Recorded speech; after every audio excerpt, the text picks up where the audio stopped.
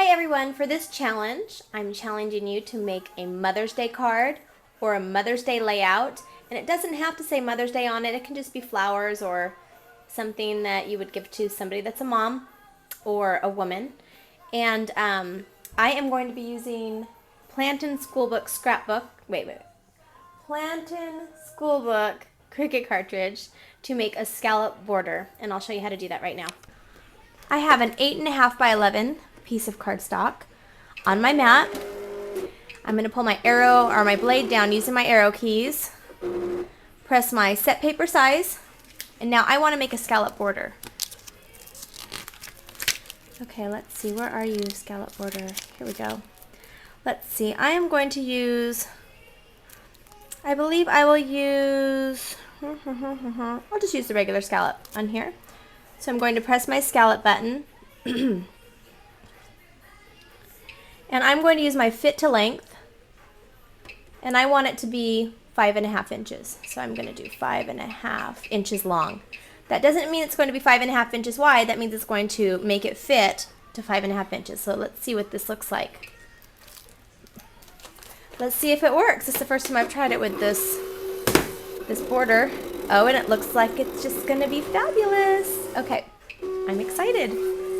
And this card I'm doing the challenge along with you. I'm just kind of making it up as I go. So this is what I wanted. And now we're going to put together a card. The first thing I'm going to do is stamp. This stamp set is called Terrific Tulips by Stampin' Up! And I know it's also discontinued, like all of the ones I've been using today. Okay, I'm going to stamp. This is two-step stamping, which means it takes more than one step to complete your image. And I love two-step stamping. If you don't want to color in or you don't have the tools to do coloring, this is quick and simple. I'm using Pretty in Pink. Pretty in Pink. I'm going to stamp this up here. And now you use your second. I need to get some more blocks out here. Okay, your second one that goes in here. I think that's this one. Right here. And I'm using hibiscus. Okay. Thought it was called something else with it, but I guess it's just hibiscus. And then you stamp this directly on top of that. Look, and you get instantly a three-dimensional look. It makes you look so professional when it's really not. It's really simple, but I won't tell anybody, okay? It's our secret. Now I'm going to use the stem with this block here. If you want to see how I unmounted my stamps, go to my blog, look at all my videos, and it's episode number 4. Okay, and then you just stamp that on here. Ta-da! It wasn't that easy. And I do mass producing. If I'm making more than one card, just do the same step over and over. Stamp all of the first step. Stamp all of the second step. Okay, now, using my mono adhesive. I don't even have my light over here. That would help. Okay. And I have this mounted. This first layer was 4 inches by 1 3/4, and the green layer was 2 inches by 4 1/4, if you've got that. Okay, now I'm ready to add my pink scallop on that I cut, and it's a little bit too long, so I have to cut it down a little bit once I add it on there. So I'm just going to add this on here, and then I'm going to use my paper trimmer. It's under, yeah, it was under everything over there. Okay, now I'm going to, I want to cut it right here at the end of that little scallop. So I took a little bit off, and now let's see.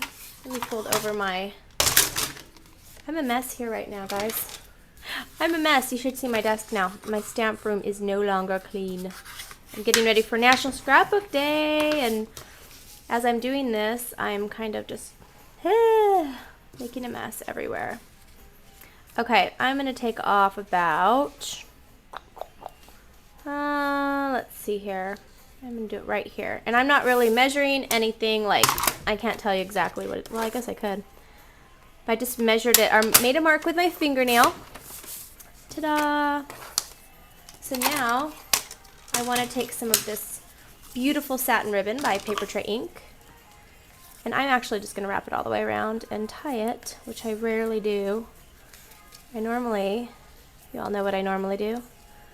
Don't need to tell you. I think I want the bow at the bottom though. So let me cut this with my scissors. Okay. And I'm just going to tie this around. Whoops. Kind of put your finger there. You know, I want the bow to be over a little bit more, so I'm going to move it over here. Over here. There we go. I need to hurry with this video. I'm going to run out of time. Okay, here. Ah! Right when I say that, huh? Then I have bow trouble. Okay, and I'm just going to cut this. These ones I am going to cut this ribbon at an angle, which I don't do that as much. Okay, let me put some mono adhesive on here. Where'd you go?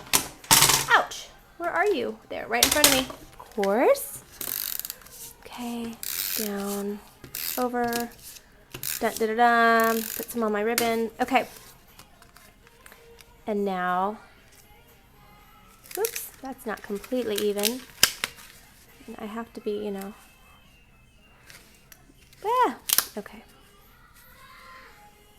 Let's do it right here. Okay. For my children figure out I'm missing and come looking for me. Here they come. Okay. I hear you. I'm going to put this here. I'm almost done. And then I'm going to use this paper tray ink. Where'd you go? Paper tray ink stamp set. It's called Mixed Messages. And I saw there was a mother. It says mother. And it's kind of small, but I like it. For years, I just thought if I stamped something, it had to be so big that everybody saw it. And now what I'm realizing is these little tiny stamps that say, you know, thanks or smile or whatever are just perfect. Make sure I don't have any ink on there. I'm just going to put mother right here. Ta-da! That is my simple Mother's Day card. So Mom, I hope you enjoy this card.